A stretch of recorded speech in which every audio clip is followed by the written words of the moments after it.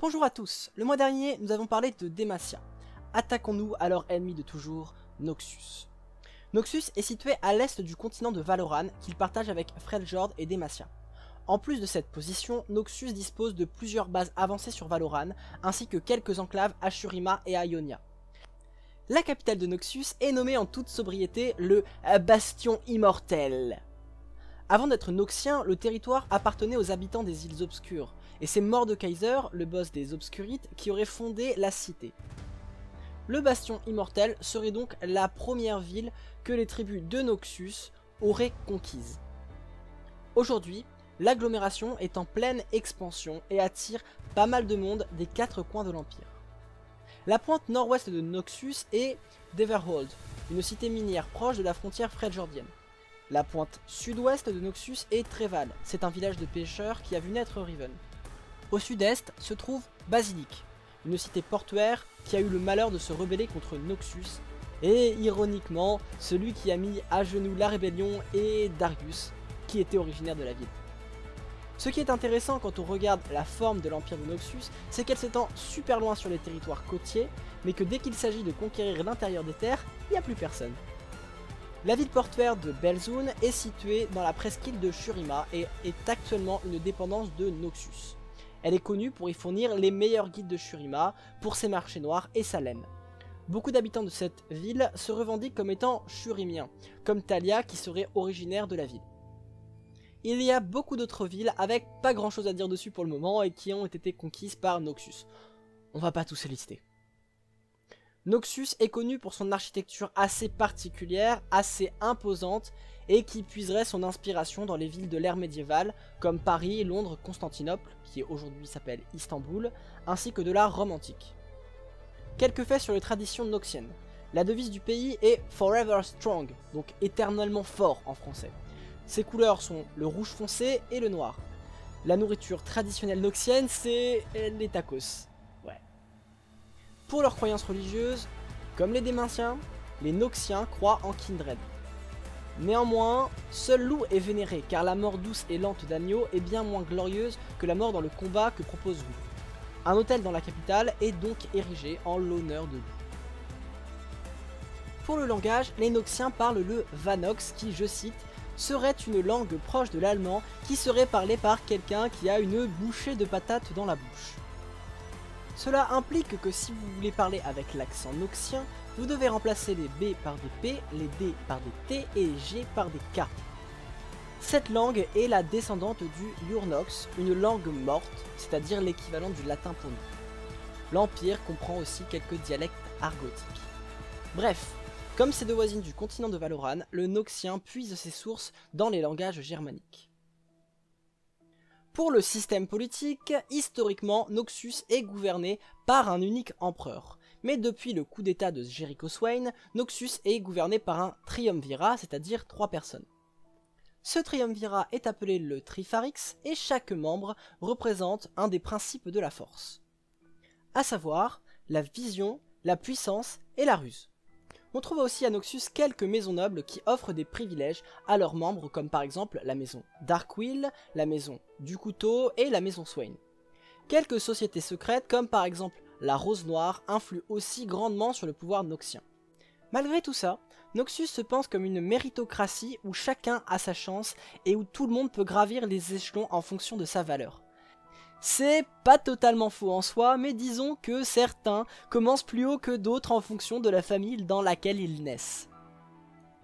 Noxus est un empire cherchant toujours à s'agrandir et utilise toujours la même méthodologie pour conquérir un territoire. Elle se repose principalement sur les traceurs. Dans un premier temps, les traceurs vont servir d'éclaireurs et faire des missions de reconnaissance dans des régions que convoitent les Noxiens. La seconde étape, c'est bien sûr la conquête.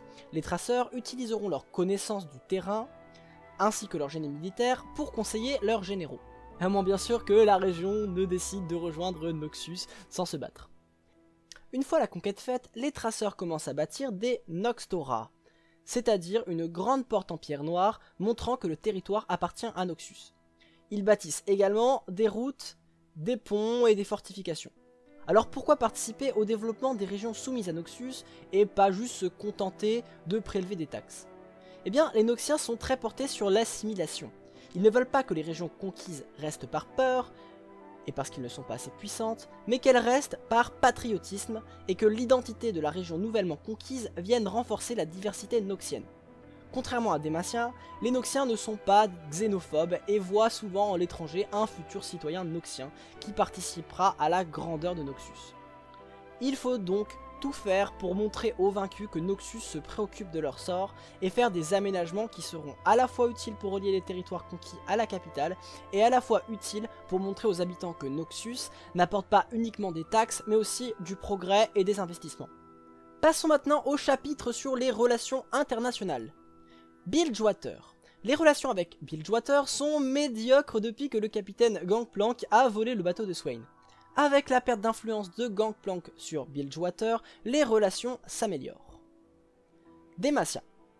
La rivalité entre Noxus, puissance impériale, et la puissance militaire isolationniste de Demacia fait rage entre les deux factions situées sur le sous-continent de Valoran. Les puissances étant à peu près équivalentes, c'est pour le moment le statu quo sur Valoran. Freljord.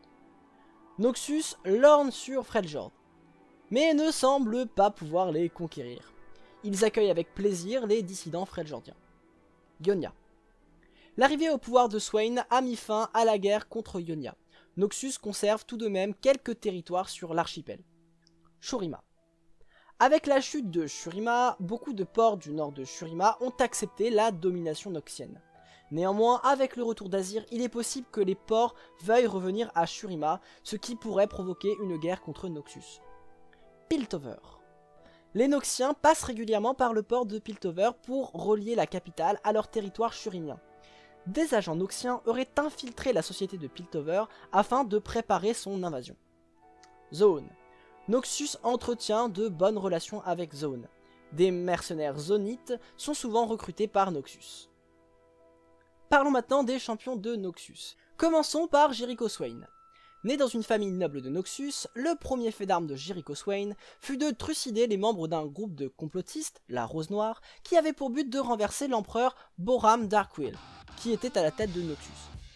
Son second fait d'armes connu est d'avoir réussi à sécuriser les frontières occidentales de Shurima. Avec le temps, le leader Boram Darkwill, sentant son heure approcher, attaqua Ionia dans le but de rechercher des objets allongeant la durée de la vie. Swain y subit une défaite qui lui fit perdre son genou et son emploi, mais il découvrit que la Rose Noire était toujours debout et manipulait Darkwill dans l'ombre. L'ironie de l'histoire, c'est que l'homme qui s'était fait connaître en démontant le complot contre Darkwill finit par comploter contre Darkwill et parvient même à le renverser et à devenir le nouvel empereur de Noxus. Il changea la constitution de l'Empire, qui dorénavant sera gouverné par le Trifarix. Le Blanc est une sorcière dont la réelle identité est inconnue, et qui aurait vécu depuis des siècles dans la capitale noxienne. Elle aurait même connu l'époque où le Bastion Immortel était sous la domination de Mordekaiser, et qu'elle aurait servi, puis trahi. Elle est à la tête de la Rose Noire, une association secrète de complotistes qui aurait une grande influence sur Noxus. Elle s'est faite passer pour morte au moment où Swain assassinait les membres de son clan et a ensuite empoisonné l'esprit de Darkwill pour en faire son pantin. Une fois Swain au pouvoir, elle ne trouva pas de moyen facile de le corrompre comme elle a pu le faire avec tous ses prédécesseurs et pense enfin avoir trouvé un adversaire à sa hauteur. Il y a très longtemps, Vladimir était un humain. Mais passer du temps auprès des Darkins en tant qu'otage lui aura permis d'apprendre de la magie, notamment celle qui lui permettait de maîtriser le sang. Et il devient une sorte de vampire qui terrorisa des villages à l'époque où Mordekaiser était encore à Noxus. Il aurait cofondé la Rose Noire avec le Blanc. La secte écarlate le vénère et maîtrise également la magie du sang. Ils sont très utiles sur le champ de bataille. Depuis que Swain est au pouvoir, il est le premier opposant public. Darius est un orphelin de basilic qui n'a pour seule famille que son frère Draven. Une fois la ville conquise par Noxus, un commandant perçut le potentiel des deux frères et leur offrit une place dans son régiment. Grâce à ses exploits militaires, Darius gravit les échelons et devient chef de régiment.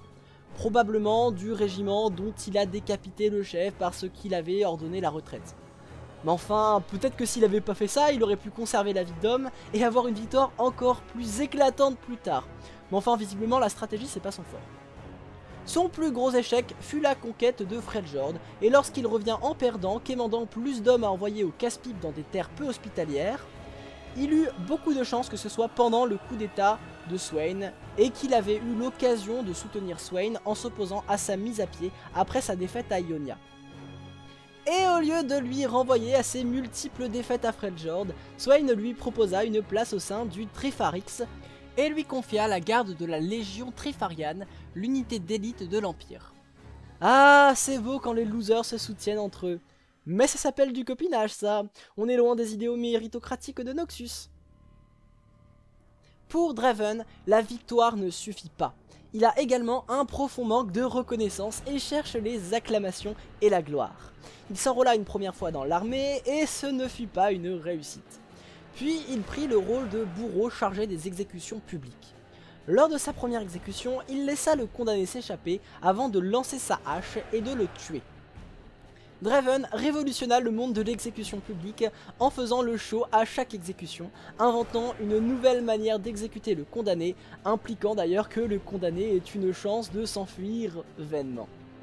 Sa popularité grandit rapidement et ses spectacles mortuaires furent très prisés à Noxus. Cassiopeia est la fille cadette du général du Couteau et d'une membre de la Rose Noire. Le général installa quelque temps sa famille à Urzeris, une ville conquise par Noxus sur le continent shurimien. Quand sa mère fut empoisonnée, elle prit soin d'elle jusqu'à sa guérison et assassina les coupables. Elle fut secrètement cooptée par sa mère pour rejoindre la Rose Noire. La Rose Noire envoya Cassiopeia chercher dans les ruines de Shurima le secret de la transfiguration afin d'asseoir la domination de la Rose Noire sur Noxus. Une fois tombée sur la tombe d'un transfiguré, elle assassina sa guide Sivir avant même de savoir si elle a trouvé ce qu'il lui fallait. Ouais, c'était pas la plus maligne non plus. Une fois le crime commis, un golem de pierre sauta sur Cassio, lui injecta des toxines dans le sang, ce qui eut pour effet une métamorphose en femme serpent. Elle s'enferma chez elle, et après avoir pleuré quelques jours comme une gamine qui a fait tomber sa glace, elle finit par sortir et utiliser son corps devenu bien plus puissant pour accomplir les desseins de la Rose Noire.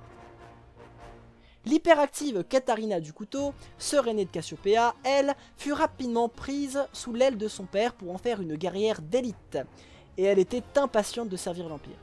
Elle s'entraîna sans relâche, allant même jusqu'à boire par petites doses du poison pour s'immuniser.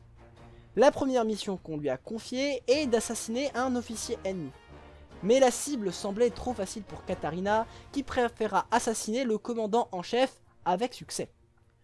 L'officier que Katarina n'a pas assassiné attaqua Noxus le lendemain et fit un massacre, ce qui porta le déshonneur sur Katarina, qui aurait finalement dû peut-être l'assassiner. Depuis, elle a juré de se racheter. Talon est un voleur solitaire sans famille ni amis. Il tua bon nombre d'assassins envoyés à ses trousses jusqu'au jour où il tomba sur le général du Couteau qui le désarma et lui offrit un poste d'agent au haut commandement noxien. Talon accepta à condition que seul le général puisse lui donner des ordres, n'acceptant pas que quelqu'un de plus faible que lui en donne. Il réussit quelques missions au sein même de Demacia ou de Freljord, et lorsque le général du Couteau disparut, il se mit à chercher les responsables. Sion et le roi Jarvan Ier se sont entretués lors d'un combat épique. Darkwill réussit grâce à l'aide de la Rose Noire à faire revenir à la vie le seigneur de guerre noxien Sion. La stratégie de Sion avait toujours été un peu bourrine, mais après sa résurrection, c'était pire et il tuait parfois même ses propres alliés.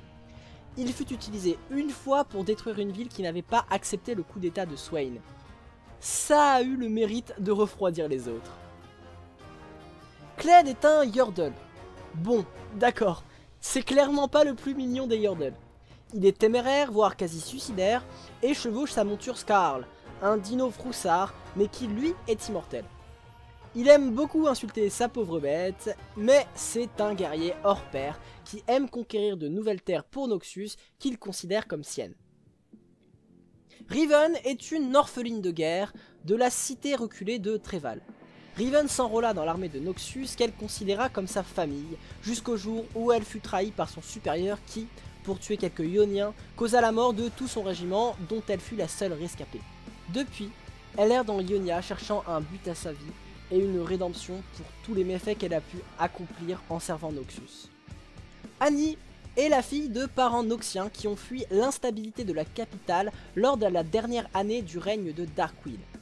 C'est sa mère, sorcière, qui lui a confectionné son ours en peluche Tibbers. Un jour, sa mère partit chercher de l'eau, disparut. Son père, avec le temps, finit par se remettre avec une autre femme qui elle aussi avait une fille, qui finit par mourir à cause d'un accident. Et la belle-mère d'Annie l'a tenue pour responsable de cet accident et s'en prit à l'ours en peluche Tibbers. Cela mit en colère Annie, faisant prendre vie à son ours en peluche et faisant s'abattre un déluge de flammes, tuant ce qu'il restait de sa famille. Depuis, elle erre dans les bois, se faisant parfois recueillir temporairement par des familles. Bon, pour conclure, dans la guerre qui oppose Noxus et Demacia, qui sont les gentils? Eh bien, puisque le conflit oppose une dictature de fanatiques de caste et qui embastille toute personne qui a le malheur de naître avec des pouvoirs magiques, à un état qui est soi-disant méritocratique où on peut tout de même gravir les échelons par copinage, complot et assassinat, ou en étant fille d'une grande famille, membre d'une société secrète, je pense que se casser de là serait la meilleure solution. Après, tout dépend de quelles sont vos valeurs favorites. Au final, Noxus me fait énormément penser au fonctionnement de nos sociétés actuelles. Ceux au pouvoir répètent à qui veut l'entendre qu'on est dans une méritocratie où tout le monde a sa chance, la fameuse égalité des chances, mais au final, le réseautage et le copinage fait beaucoup plus à l'ascension sociale que la compétence pure, et il est très aisé pour des puissantes familles de mettre la main sur le pouvoir.